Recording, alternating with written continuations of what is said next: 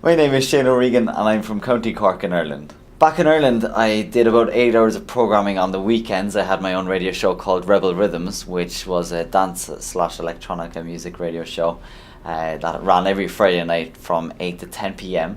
And I got to do just some live stuff there, so that was so much fun.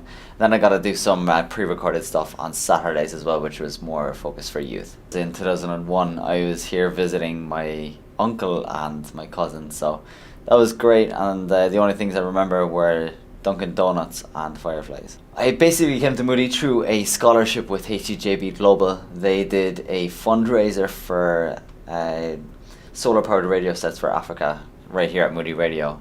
And they ended up getting way more money than they envisioned, so they set up 2 global leadership scholarship funds, and by the Lord's grace I got selected as runner-up. And then about 3 weeks before I was meant to go back to school in Ireland, I got notice that the first guy couldn't get his visa, so that's why I'm here. Pretty crazy story, but the Lord works wonders. I do a lot of things outside of just studying. I am a producer with Moody Radio.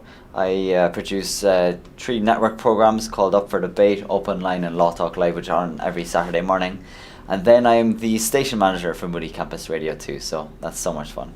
People always think of culture shock as being like this one great explosion, when it's actually loads of little explosions every single day. So those things, from words people use, from things you can't say, to the way people joke around and really miss sarcasm. So I think some of the biggest culture shocks were phrases I used which were considered inappropriate here apparently. So I sent out a few emails where there was statements said at the end which just didn't roll down here, so a few embarrassing moments.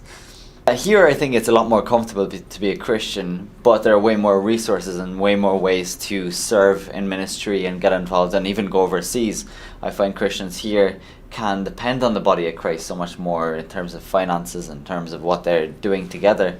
Whereas in Ireland we are less than 1% of the population, so we are very close-knit and generally tend to be have some different standards in our lifestyle. So we generally have a lot more contact with non-Christians during our day, which kind of gives us a very gritty view of faith.